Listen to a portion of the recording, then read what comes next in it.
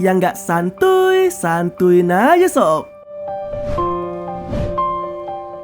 Di area kolam renang sebuah penginapan, terlihat para pengunjung begitu menikmati momen bersantai di tempat tersebut. Termasuk keluarga Jorn, mereka diketahui sebagai keluarga kecil asal Denmark yang kala itu tengah melalui liburannya di Italia. Jorn bersama dengan istrinya yang bernama Louise nampak cukup menikmati kebersamaan mereka sembari mengawasi putrinya yang bernama Angel. Dan saat itu dia sedang berenang. Dalam momen tersebut, seorang pria lainnya lalu datang menghampiri Jorn yang berniat untuk menggunakan kursi kosong yang berada tepat di sampingnya. Mereka sempat bertegur sapa lalu kembali melanjutkan aktivitasnya masing-masing. Di malam itu, suasana hangat terjalin di antara para turis di penginapan yang tengah menikmati makan malam bersama dengan pasangannya masing-masing, termasuk dengan Jorn dan Louise. Menariknya, pria yang sebelumnya sempat bertemu dengan Jorn di kolam berenang kini nampak berada bersama dengan turis lainnya. Mereka pun melalui momen makan malam bersama yang indah dan lanjut dengan pertunjukan musik lokal. Keesokan harinya, keluarga Jorn mengisi liburan mereka dengan berjalan-jalan di pinggiran kota. Menariknya, istri dan putri Jorn yang sebelumnya hanya berdua saja ternyata saat ini telah bersama dengan rombongan turis lainnya. Dan mereka adalah keluarga kecil dari pria yang sempat bertemu dengan Jorn sebelumnya. Dalam momen tersebut, pria itu memperkenalkan dirinya sebagai Patrick beserta dengan istrinya yang bernama Karen dan putra mereka yang bernama Abel. Momen perkenalan mereka pun lalu berlanjut dengan makan siang bersama di salah satu restoran. Dari sinilah Patrick mulai memperkenalkan keluarganya lebih jauh, termasuk memberitahukan kondisi Abel yang diakuinya sudah kesulitan bicara sejak lahir. Ia juga mengungkapkan profesinya yang bekerja sebagai dokter, dan saat ini tinggal bersama dengan keluarga kecilnya itu di salah satu perdesaan di Belanda.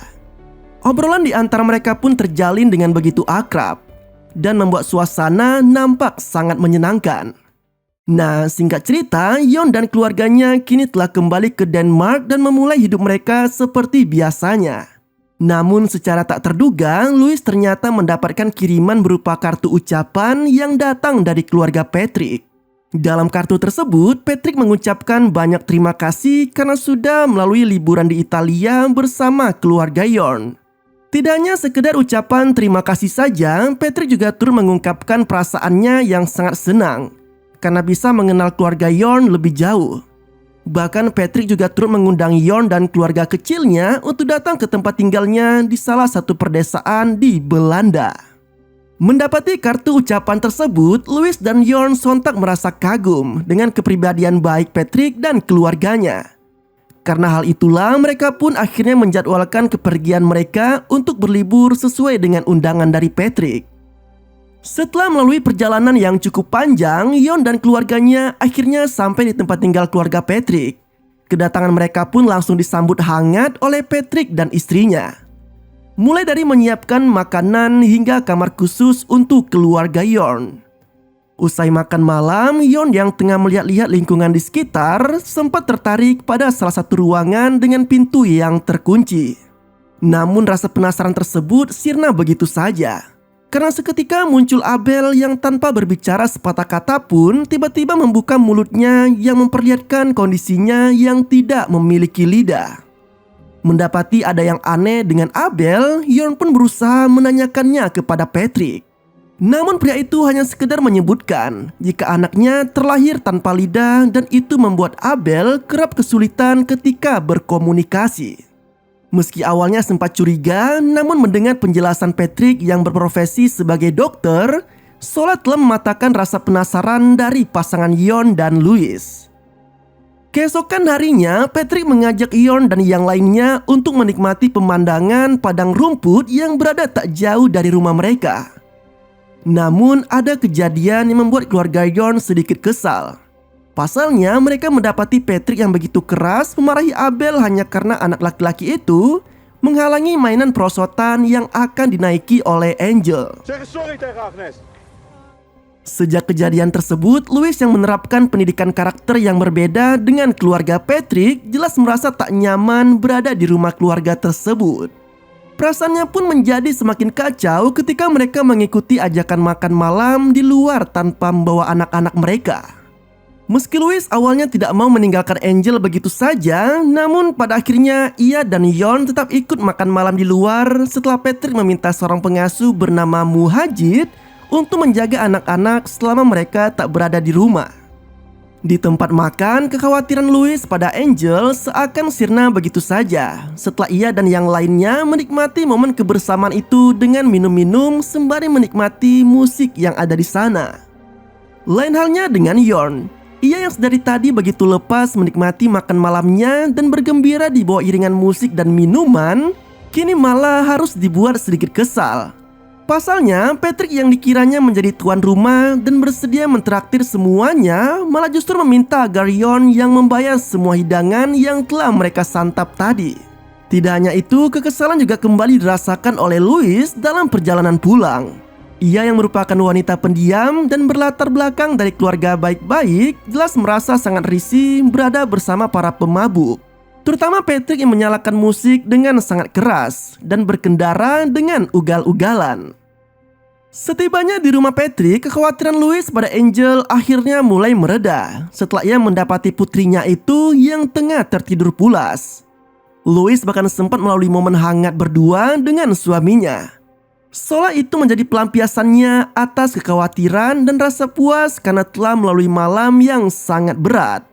Namun tampaknya perasaan tak enak yang selama ini dirasakan Louis perlahan mulai terjawab. Pasalnya ia yang saat itu hendak mengecek kembali kondisi Angel malah tidak mendapati putrinya itu di tempat sebelumnya. Ia yang penasaran pun akhirnya mulai mencari keberadaan Angel. Dan anehnya putrinya itu malah sekarang sedang tidur bersama dengan Patrick dan Karen. Seolah tak ingin terjadi hal yang tidak diinginkan, Louis pun perlahan mengambil kembali Angel dan memaksa suaminya agar mereka segera pergi dari rumah tersebut. Dengan dihinggapi rasa kesal karena harus membayar semua biaya makan malam tadi, Yorn pun akhirnya menyetujui permintaan istrinya. Dengan mengendap-endap, Yorn beserta istri dan anaknya akhirnya berhasil mengemas semua barang-barangnya dan segera memacu mobil mereka. Namun tampaknya upaya tersebut hanyalah sia-sia belaka. Karena ternyata Angel kembali merengek meminta Yorn untuk mencari keberadaan boneka kelincinya. Meski awalnya sangat berat untuk menuruti permintaan putrinya itu, namun Yorn dan Louis yang tak tahan dengan tangisan Angel akhirnya hanya bisa menuruti permintaannya. Sesampainya di rumah Patrick, momen mengesalkan kembali terjadi. Yorn yang saat ini sudah terlanjur mencari boneka kelinci putrinya malah tidak menemukannya sama sekali. Karena boneka itu ternyata malah ada di mobil mereka. Dan tampaknya justru Angela yang telah lupa menaruhnya sendiri.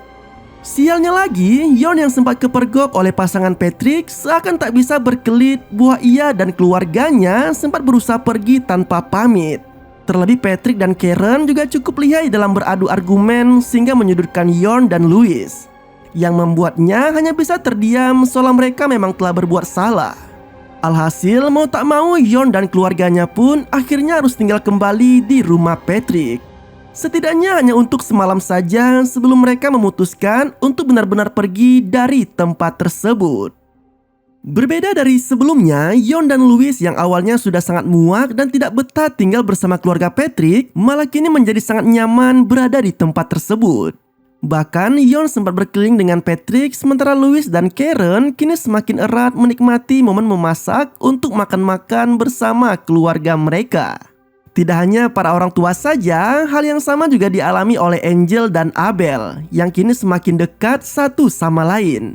Bahkan kedua anak itu sampai membuat tarian ala mereka sendiri yang rencananya akan ditunjukkan ketika acara kumpul keluarga. Saat kumpul bersama, Angel dan Abel mulai menunjukkan tarian yang telah mereka buat. Keceriaan sekaligus rasa bangga jelas terpancar dari raut wajah Yorn dan Louis.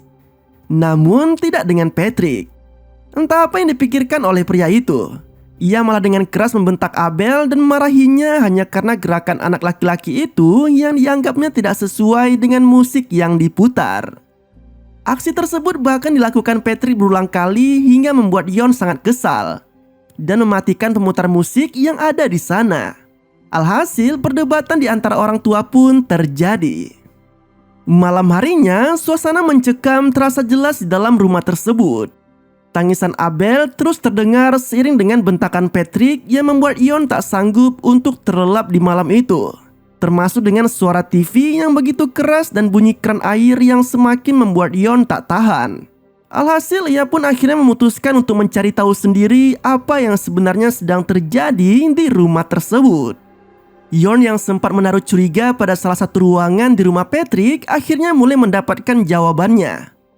Betapa terkejutnya ia setelah memasuki ruangan tersebut yang ternyata berisi penuh dengan koper dan berbagai barang yang biasa dibawa oleh para turis pada umumnya. Bahkan di salah satu ruangan juga terpajang banyak foto keluarga yang diyakini Yon sebagai pemilik dari semua koper dan barang-barang di sana. Keyakinan Yon akan hal tersebut juga semakin nyata. Pasalnya, di ruang yang berbeda, ia malah menemukan tubuh Abel yang sudah tak bernyawa dan tengah terapung di kolam berendam. Mendapati semua fakta tersebut, Yon tanpa ragu langsung membangunkan Louis dan Angel agar segera kabur meninggalkan rumah Patrick. Namun sial bagi mereka, mobil yang dikendarai Yon ternyata malah kehabisan bensin dan berhenti di salah satu jalanan desa yang sangat sepi. Tak ingin menyerah begitu saja, Yon yang sempat melihat adanya rumah penduduk berusaha untuk menghampirinya dan berniat untuk meminta pertolongan. Namun sial bagi Yon, ia yang sudah sampai di rumah itu tak mendapati satupun orang di dalamnya. Hal yang sama juga terjadi pada Louis dan Angel, yang ternyata tak ditemuinya setelah Yon kembali ke mobilnya. Dengan perasaan yang hampir putus asa, secerca harapan tiba-tiba muncul setelah sebuah mobil datang dan menghampirinya. Namun tampaknya ini adalah awal dari masalah besar yang akan dilalui Yon dan keluarganya. Sebab mobil yang datang tersebut ternyata berisikan Patrick dan Karen, bersama dengan Louis dan Angel yang ternyata sudah ada di dalamnya. Perasaan Yon juga semakin bercampur aduk ketika mendengarkan pernyataan Karen yang mengaku jika Abel saat ini sedang terlelap di rumah mereka. Padahal Yon jelas-jelas sempat mendapati mayat anak laki-laki itu di bak berendam. Tak lama setelahnya, Patrick tiba-tiba menghentikan laju mobilnya dan disusul dengan kedatangan salah satu mobil lainnya yang ternyata berisikan Muhajid. Tanpa disangka-sangka, aksi keji pun dilakukan oleh Patrick dan Karen. Layaknya pasangan psikopat, dengan sadis mereka memotong lidah Angel begitu saja dan merebut anak perempuan itu untuk kemudian dibawa pergi oleh Muhajid. Namun tampaknya menyakiti seorang anak kecil tidaklah cukup bagi Patrick dan Karen. Pasangan psikopat itu juga melanjutkan aksinya pada Yon dan istrinya. Di tepian tebing, Patrick dan Karen menyuruh Yon dan Louis untuk turun. Keduanya lalu diminta untuk menanggalkan seluruh pakaiannya hingga tak menyisakan satu helai benang pun. Yon dan Louis kemudian diminta menuruni tebing. Sementara Patrick dan Karen dengan beringas melempari tubuh pasangan turis Denmark itu dengan bebatuan besar, hingga membuat keduanya meninggoy secara amat tidak santuy.